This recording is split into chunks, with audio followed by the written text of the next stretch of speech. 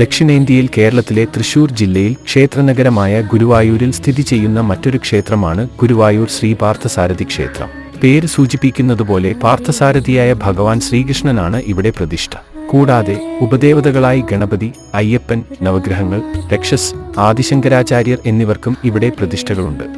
1000-ലധികം വർഷം പഴക്കം വരുന്ന ഈ ക്ഷേത്രത്തിലെ പ്രതിഷ്ഠ നടത്തിയത് അദ്വൈതവേദാന്തിയായ ആദിശങ്കരാചാര്യരാണെന്ന് വിശ്വസിച്ചുവരുന്നു.